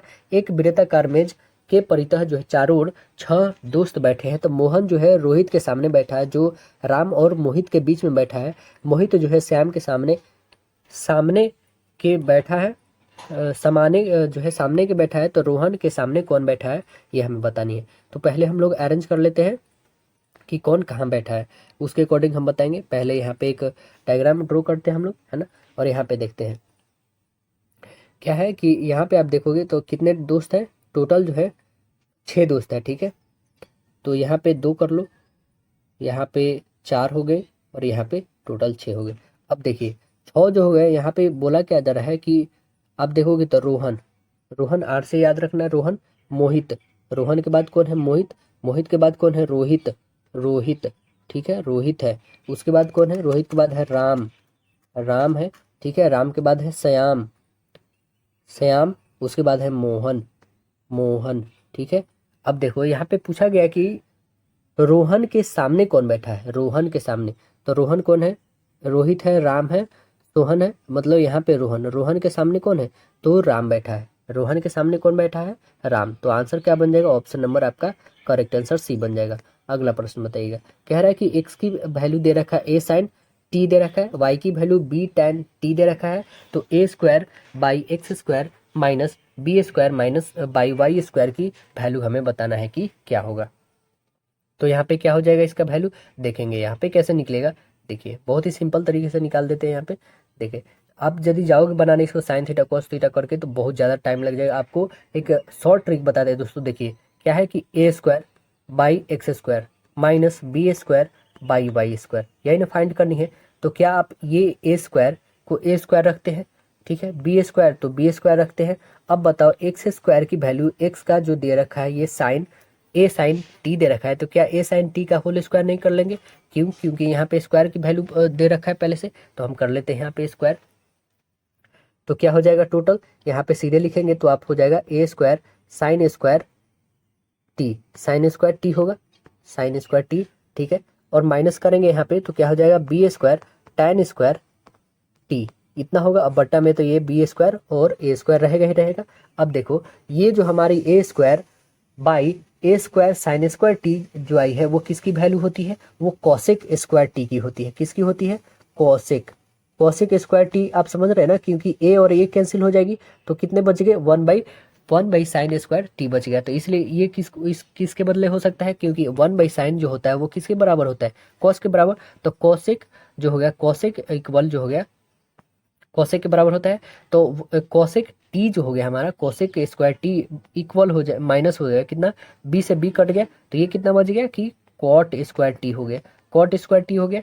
तो cosec square minus cot square equal होता क्या है? 1 होता है। तो राइट आंसर ए बन जाएगा। अब देखिए कि इन्हीं दो संख्याओं का योगफल दे रखा है कितना, 1500। लघुत्तम समापवर्तक दे रखा है, तो दोनों संख्याएं हमें ज्ञात करना है कि क्या क्या हो जाएगी। तो आइए हम लोग बता करते हैं क्या हो जाएगा। मान लेते संख्याएं एक्स और वाई है, दोनों को ऐड करने पे कितना आ रहा है 1500। तो एक्स प्लस वाई कितना हो जाएगा हमारे पास, 1500 दे रखा है, ठीक है, एक्स प्लस वाई 1500 है। अब जो दोनों संख्याएं हैं उसका एलसीएम, एलसीएम कहने का मतलब एक्स वाई गुणा कितना है 16,389 दे रखा है, ठीक है। ये हमारी क्या है, तो संख्याएं क्या गुणनफल दे रखा है। तो यहाँ से हम निकाल लेंगे एक्स की वैल्यू कितनी हो जाएंगी और वाई की वैल्यू कितनी हो जाएंगी। तो आप रखोगे क्या है कि 11 गुने 1489 करते हैं, ठीक है ना। हम लेते हैं यहाँ से ऑप्शन बेसिस पे, आपको उठाना होगा कोई भी, या तो ये या तो ये तो ये, ऑप्शन बेसिस पे भी कुछ क्वेश्चन बनाई जाती है। तो पहला हम लोग ऑप्शन ए लेते हैं, ठीक है ना। ऑप्शन ए लोगे तो वाई की वैल्यू ये और एक्स की वैल्यू ये, दोनों को गुना करके देखो क्या उतने आ रहे हैं आपके पास, 16,389। यदि आ रहा है तो बिल्कुल करेक्ट है, और दोनों को ऐड करने पर क्या 1500 आ रहे हैं तो बिल्कुल करेक्ट हो जाएगा।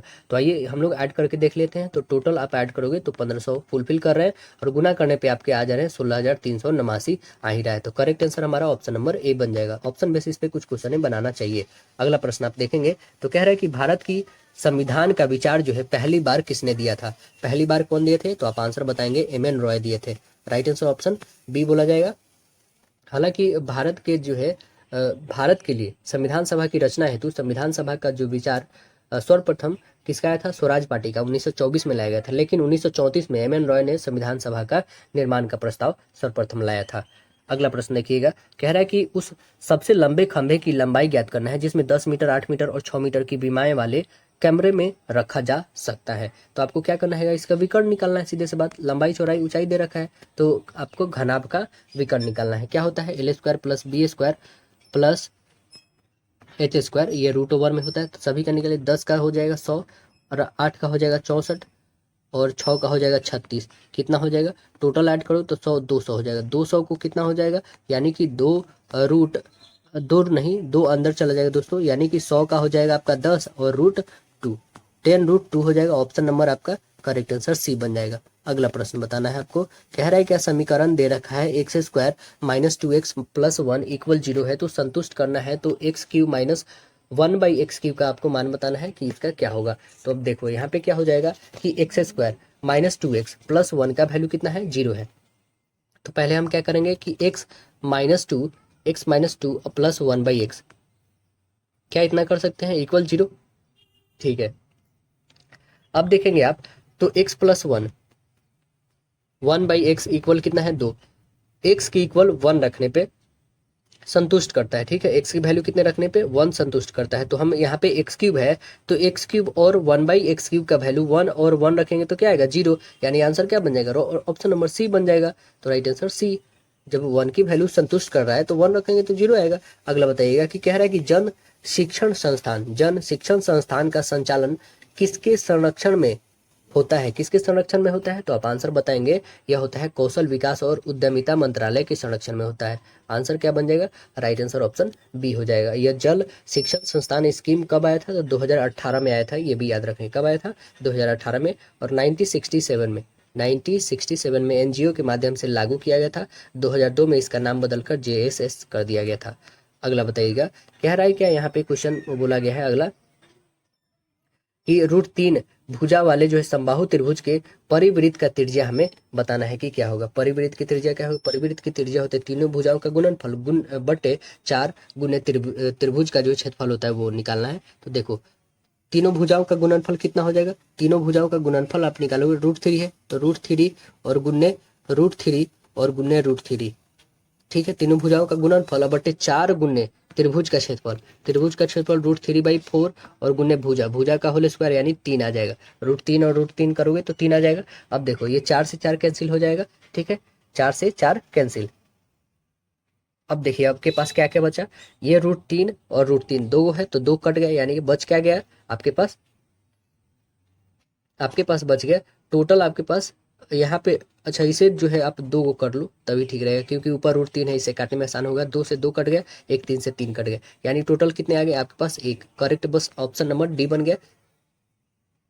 अगला प्रश्न बताइएगा, कह रहा है कि एक संख्या में 40% की वृद्धि की जाती है, ठीक है, मतलब 100 है तो उसको कितना हो जाता है? 140।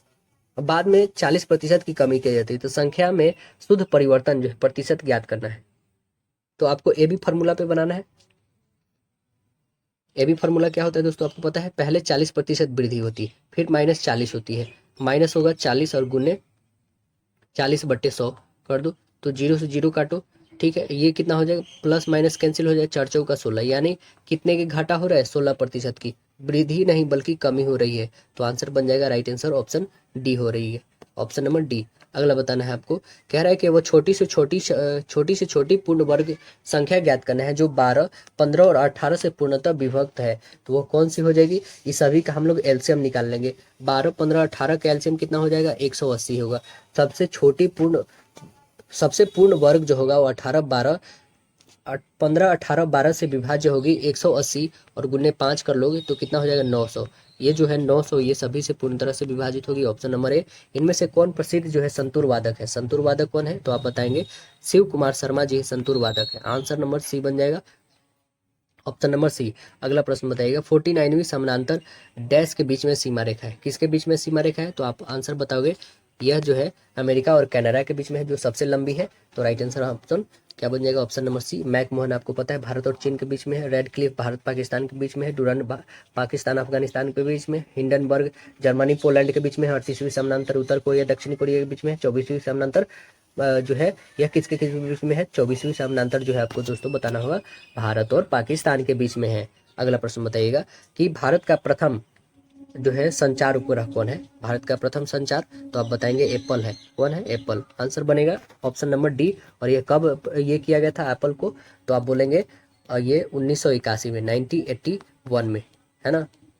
ये फ्रेंच गुयाना से जो है एरियन के द्वारा सफलतापूर्वक प्रक्षेपित किया गया था।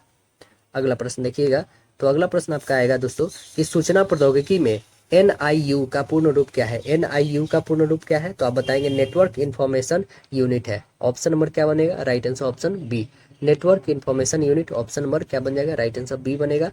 अगला प्रश्न देखिएगा, कह रहा है क्या कि सेब से संबंधित रोग डैश के रूप में जाना जाता है? सेब से संबंधित रोग को किस के रूप में जानते हैं हम लोग? तो आंसर क्या बताएंगे आप?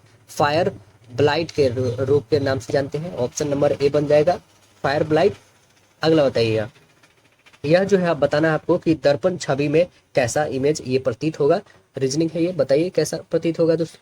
तो आप बताएंगे ये जस्ट, मतलब कि ये लास्ट है वाई, यानी वाई से स्टार्ट होने वाली है, और वाई से स्टार्ट होने वाली है तो कौन कौन है? देखो ये तो ऑप्शन कट गया, वाई से आपका ए है, सी है और ए है और बी है और डी है, ठीक है। बताइए इसमें कौन हो जाएगा? तो आप आंसर कौन बताएंगे? तो आंसर नंबर बताएंगे correct answer option B, right answer कौन जाएगा? बी बनेगा। अगला बताइए, लाइकेन एक ऐसा जीव है जो डैश की चेतावनी देता है, किसका चेतावनी देता है? तो आप आंसर बताएंगे वायु प्रदूषण का, आंसर नंबर बनेगा बी, वायु प्रदूषण की चेतावनी देता है। अब देखिए इसे क्या आप सॉल्व नहीं कर लोगे? ये फ्रैक्शन का मल्टीपल जोड़ और दिया है घटाव, बिल्कुल आप बना लोगे दोस्तों। तो इसे सॉल्व करो आप, कितना हो जाएगा इसका आंसर बनाओगे तो? इसे सॉल्व करेंगे दोस्तों आप तो आपके पास आ जाएंगे 4/2 21। राइट आंसर आपके पास दिया जाए, इसे आप सॉल्व कर लेना, बहुत इजी है। देखिए कुड भाषा में इसको ये लिखा गया है, तो इसी कुड भाषा में एक्सीलेंस को क्या लिखा जाएगा, है ना, एक्सेस को लिखा जाता है इतना। अब देखिए इसे कैसे लिखेंगे हम लोग, तो आप देखेंगे इसकी वैल्यू 1, इसकी वैल्यू 3 3, फिर 5 और 19 19, एग्जैक्ट वैल्यू जो है उसका लिख दिए है। तो इसके वैल्यू 5 5 होता है, 5 के बाद 24, 5 के बाद 24, इसमें 5 के बाद 24, 5 के बाद 33 कट गया, 5 के बाद 23 कट गया, यानी ऑप्शन या तो ए या तो सी आएगा। अब देखिए सी का 3 होता है, ई का 5 होता है, 3 और 5, 3 और 5, ठीक है यहाँ तक। एल का 12 12, तो ये 14 आ गया, यानी ऑप्शन नंबर ए कट गया, ऑप्शन नंबर सी बन गया। राइट आंसर ऑप्शन सी हो गया। अगला प्रश्न बताना है आपको, कह रहा है क्या कि शांति की बेटी चांदनी की शादी जो है अभी से हुई है, आंचल की शादी शांति के नाती या फिर पोते जो है सैंडी से हुई है, अभी का नाती या पोता कर्ण है, रश्मि के कारण रश्मि जो है रश्मि करण की माँ है, रश्मि जो है करण की माँ है, सौर्य आंचल का पुत्र है, सौर्य जो है करण से किस प्रकार संबंधित है ये बताना है। सौर्य किस प्रकार संबंधित है, तो आप बताएंगे कि सौर्य जो है चचेरा मौसेरा फुफेरा भाई या बहन होगा। तो करेक्ट आंसर क्या बनेगा, चचेरा या ममेरा भाई होगा, option number C correct answer आएगा। अब बताइएगा यहाँ पे, आप रिलेशन बहुत ही अच्छे से जानते हो दोस्तों, इसे निकाल लोगे। देखिए इसमें है आपको बताना है खाली स्थान पे क्या आएगी। यदि आपको नहीं आ रही दोस्तों तो वो भी कमेंट सेक्शन में बताइए, तो उसे नेक्स्ट मतलब प्रॉपर उसके लिए एक शॉर्ट्स वीडियो बना के आपके लिए डाल दिया जाएगा, ठीक है। देखिए दिया गया है यहाँ पे, तो आगे कौन सी आएगी, देखिए यहाँ जेड है, जेड के बाद क्या है वाई, वाई के बाद एक्स डब्ल्यू भी, तो आगे क्या आना चाहिए 22 है, तो यानी 21 आना चाहिए। यू, यू से सभी स्टार्ट है, ठीक है। चलो और आगे देखते हैं, ए के बाद B C D E F, F आना चाहिए, इसमें नहीं है एफ, इसमें नहीं है, इसमें नहीं है, यानी option number C correct answer हो गया। अगला देखिए उस आकृति का चयन करना है जो आ सकती है बीच में, तो बताइए वो कौन सी आकृति आ जाएगी। तो आप देखेंगे इसमें तो कौन सी आकृति आ रही है, सभी देखिए ऐसे ऐसे है। इसमें टोटल कितने हैं, तो इसमें 2 और इसमें 2, ऊपर में 3, ठीक है, इसमें 3 और इसमें 3, तो आगे में क्या आ सकती है दोस्तों बताइए, जो इसमें मात्र 2 और 2 रह गई है। तो आप देखेंगे टोटल इसमें भुजाएं काउंट करिए, ठीक है, उसके अकॉर्डिंग दे रखा है, उसके अकॉर्डिंग दे रखा है, इसमें टोटल काउंट करिए, उसके अकॉर्डिंग दे रखा है क्या 2 3 1 4 1 5 1 6 1 7, नहीं उसके अकॉर्डिंग नहीं दे रखा है, ठीक है दोस्तों। तो आप देखना है इसमें टोटल कितने हैं, तो आपके पास है 6 और एक 7 है, इसमें एक घट गया 6 हो गया, तो इसमें कितनी होना चाहिए 5 होना चाहिए। 5 वाले कौन है, या तो ये तो होगा नहीं दोस्तों, ये होगा नहीं, और या तो ये। तो अब देखते हैं कौन सी ऑप्शन इसमें फुलफिल करेगी, तो आप देखोगे तो ऑप्शन नंबर कौन सी फुलफिल करेगी, तो आपको बता दे option number right answer A fulfil करेगी, क्योंकि सबसे पहले आई है ये नहीं, तो राइट आंसर ए बन जाएगी। अगली बताइएगा, कह रहा है दिए गए विकल्पों में से उस संख्या को ज्ञात करना जो अगली संख्या पे आने वाली है। तो 8 से 18 कितना बढ़ गया दोस्तों 10, 18 से 32 कितना बढ़ा 14, यहाँ से कितना बढ़ा, तो ये आप बताओगे 32। तो ये देखिए सभी में 4 4 इंक्रीज किया, कैसे 10 से 4 10 से 14 यानी 4, 14 से 18 तो 14 से 18 तो 4 बढ़ा, 18 से 22 बढ़ा यानी 4 बढ़ा, तो हम फिर 4 बढ़ा देंगे, 22 से 4 यानी 26, तो हमारा इसमें से 26 बढ़ना चाहिए, 26 बढ़ा दोगे कितना आ जाएगा 6 और 7 यानी 76 आना चाहिए। ऑप्शन नंबर जो हमारा पास 72 आना चाहिए ना, 72 कितना आ जाएगा, तो यहाँ पे जैसे 22 है, 22 और 4 ऐड करते हैं हम लोग, कितना 22 और 4 तो कितना हो जाएगा,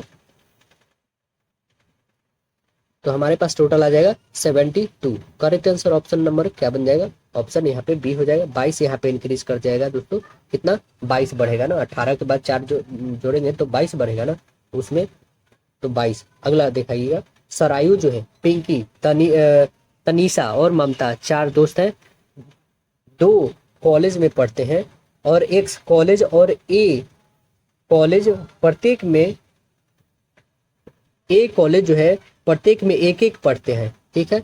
प्रत्येक ए विषय में निश्चित रूप से अच्छा और एक सभी विषय में अच्छा विषय अंग्रेजी, विज्ञान, गणित और कंप्यूटर है। जे जो है कॉलेज में पढ़ने वाले में से एक गणित में अच्छा है और दूसरे सभी विषय में, जबकि तनीषा जो है एक कॉलेज में पढ़ रही है, पिंकी गणित में अच्छी है, सरयू जो है विज्ञान में अच्छी नहीं है। तो ज्ञात करना है कि सभी विषय में कौन अच्छा है। तो आपको सभी विषय में ज्ञात करने के लिए दोस्तों पहले तो एक डायग्राम ड्रॉ करना होगा। वो कैसा डायग्राम होगा, तो पहले एक दोस्तों का होगा मतलब फ्रेंड्स का होगा, उसके बाद जो होगा कॉलेज होगा, उसके बाद जो है किस विषय में अच्छे हैं। तो यहाँ पे आप फ्रेंड लिख लो, एफ हमने शॉर्ट लिखा है, कॉलेज यहाँ पे सी लिखो और किस में वो अच्छा है, कौन से सब्जेक्ट में गुड सब्जेक्ट वो बताना है आपको। तो ये देखो पहले सरायू के लिए हम एस लिखते हैं, ठीक है। सरायू के बाद क्या है पिंकी, उसके बाद जो है तनीषा है और उसके बाद है ममता बच गई। अब देखिए सरायु जो है एक्स कॉलेज में पढ़ती है और ये जे कॉलेज में, और ये ए कॉलेज में, और ये पढ़ती है जे कॉलेज में। ठीक है, अब देखिए ये सभी विषयों में है, ऑल सब्जेक्ट में, और ये पता नहीं है, और इसका मैथ्स में है। ठीक है, और इसका जो है साइंस को छोड़कर है, साइंस को छोड़कर है। ठीक है, साइंस को छोड़कर। तो आंसर हमसे क्या पूछा गया है कि सभी विषयों में अच्छी कौन है। तो सभी विषयों में कौन अच्छी है, देखो एम।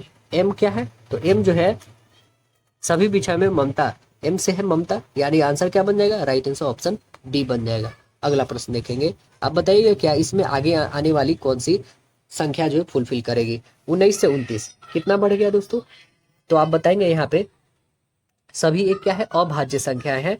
सभी एक अभाज्य संख्या का क्रम है जिसमें इकाई 9 आ रही है। इकाई 9 वाली देखो।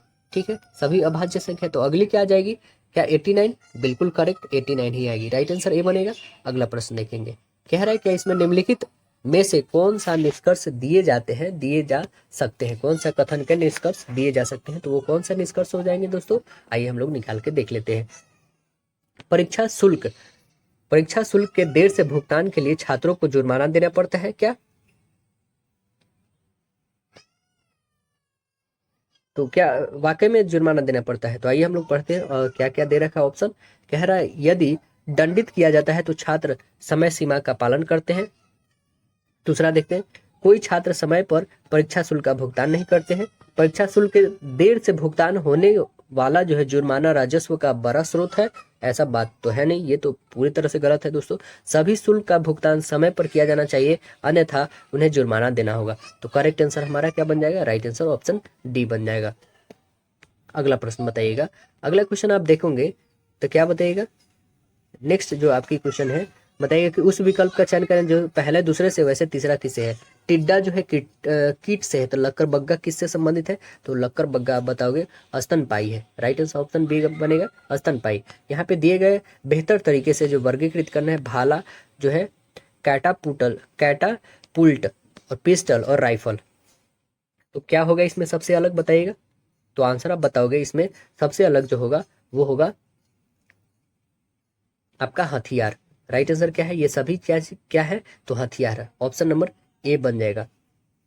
भाला, कैटापुल्ट, पिस्टल और राइफल ये सभी हथियार के अंतर्गत आते हैं। अगला प्रश्न देखेंगे, कह रहा है क्या इसमें दिया गया है विकल्प, अब आपको बताना है कि कौन सी आकृति आएगी नेक्स्ट वाले में, कौन सी आकृति आएगी। देखिए दोस्तों, ये नीचे है, ये ऊपर गया, ये इधर है, मतलब ये कंफर्म है कि इधर वाला ही होना चाहिए। तो क्या बात सत्य है, देखते हैं हम लोग, इधर वाला ही आना चाहिए। क्या ये वाली है, तो एक ऑप्शन ए बन रहा है, ये तो पूरी तरह से ये नहीं, और ए और डी में हमें सस्पिनस मतलब कि डाउट है। तो देखते हैं हम लोग किसमें, ये देखिए ये पूरी तरह से सर्कल में सटा है, ये भी सर्कल में सटा है, बट ये जो है आपका सर्कल में नहीं है, बल्कि ये आपका क्या है, एक तरह से स्क्वायर में है, वो थोड़ी हटी हुई है, तो स्क्वायर में है ये बट सटी हुई है, तो ये तो हो गई नहीं, ये वाली करेक्ट आंसर, यानी option number D correct answer हो जाएगा हमारा। अगला प्रश्न देखेंगे, दिए गए कथन निम्नलिखित में से कौन सा निष्कर्ष निकाला जा सकता है, बताइए। लेक्चर के पद के लिए जो आवेदन करने के लिए नेट पास करना अनिवार्य है। लेक्चरल का जो है हमें लेक्चर का पद आवेदन करने के लिए नेट का जो है पास करना जरूरी है। देखिए ऑप्शन क्या है आपके पास दे रखा है, कॉलेज में शिक्षण के लिए नेट का एक वांछनीय योग्यता है। दूसरा है नेट लोगों को बेहतर शिक्षा बनाने में मदद करता है। नेट जो है पढ़ाने में लाभ पहुंचाता है। नेट पास करने वाले ही कॉलेज में शिक्षण के अर्हताएं प्राप्त करते हैं, बात ये सत्य है। तो करेक्ट आंसर आपका क्या बना, option number D correct answer. अगला प्रश्न बताइएगा, कह रहा है दी गई सारणी में जो आपको बताना है शहर में एक परीक्षा उत्तीर्ण होने वाले छात्रों की संख्या दर्शाता है। यहाँ पे साल है और यहाँ पे लड़कियां और लड़के हैं, 16, 17, 2018 का है। तो हमें बताना क्या है, यदि किसी वर्ष में जो है परीक्षा में बैठने वाले छात्रों की संख्या कितना है, तो वो है 3,54,000 है। तो सभी तीनों वर्ष में लगभग औसत उत्तीर्ण प्रतिशत कितना है, औसत उत्तीर्ण प्रतिशत बताना है आपको, तो कितना प्रतिशत आ जाएगा, तो आप देखो कितना प्रतिशत आएगा। टोटल जो है कितना है आपके पास, आप देखोगे तो टोटल जो है आप ऐड करते हैं छात्रों का प्रतिशत 2016 में आप दोनों को ऐड करेंगे तो कितना आ जाएगा, दोनों को ऐड करके कितना से 3,54,000 से डिवाइड करके 100 से गुना करेंगे। दोनों को ऐड कर दो, तो दोनों को ऐड करोगे कितना आ जाएगा, 2, 4, 4, 2, 6 और 3 टाइम्स 0 है ना, और बाई आपके आ जाएगा 3,54,000 और 3 लाख और गुना कर देंगे 100 से, ठीक है, 2 जीरो से 2 जीरो कैंसिल हो जाएगा, आप इसे काटोगे तो 69% आया। ये किसका आया? तो 2016 का आया। 2016 का याद रखें 69%। आइए 2017 का भी निकाल के देखते हैं। दोनों को ऐड करो और इसे डिवाइड करके 100 से गुना करते हैं, तो इसको करोगे तो इसका आ जाएगा 72%। ठीक है, सेम इसका भी फिर करना है, तो इसका कितना आ जाएगा दोस्तों? इसका आ जाएगा 71%। तो हमें तीनों वर्षों में लगभग औसत उत्तीर्ण प्रतिशत कितना है ये बताना है। तो सभी को हम ऐड कर दें, 69, 69, 72 और 71 सभी को ऐड करते हैं और डिवाइडेड बाई 3 करते हैं। सभी को ऐड करने पे कितना आ जाएंगे आपका? तो आपका आ जाएगा 221/3। 3 से काटो, ये कितने आ जाएंगे? लगभग 70.66, मतलब ये 70.66 है, मतलब 71 बोल सकते हैं आप इसे। तो आंसर क्या बन जाएगा? राइट आंसर ऑप्शन बी बन जाएगा। अगला प्रश्न देखें, कह रहा है कि वेन आरेख का चयन करना है ना, वर्गों का सर्वोत्तम रूप प्रदर्शित करके संचार साधन टेलीफोन और पत्र दे रखा है हमारे पास। ठीक है, तो आइए हम लोग बना के देखते हैं। यहाँ पे संचार साधन जो है, ये संचार साधन टेलीफोन और पत्र दोनों है। तो आंसर क्या बन जाएगा? Right answer option C correct answer होगा। अगला बताइएगा, और लास्ट क्वेश्चन है हम लोग का, कि दिए गए खेलों में से 3 किसी न किसी प्रकार जो है एक है, अलग कौन है वो आपको बताना है। डिस्क थ्रो है, गोल्फ है, और शॉर्ट पुट है, और हैमर थ्रो है। सबसे अलग इसमें कौन है? तो आप देख रहे हैं ना, डिस्क थ्रो, गोल्फ और शॉर्ट पुट, ये सभी जो है डिस्क थ्रो, शॉट पुट और हैमर थ्रो एथलीट्स के अंतर्गत आते हैं, जबकि गोल्फ एक प्रकार का खेल है। तो आंसर इसमें क्या बन जाएगा? राइट आंसर ऑप्शन डी बन जाएगा। तो आशा है दोस्तों वीडियो पसंद आएगा, अपने दोस्तों में शेयर कीजिए। फिर मिलते हैं हम लोग अगले सेट में, जब तक के लिए धन्यवाद।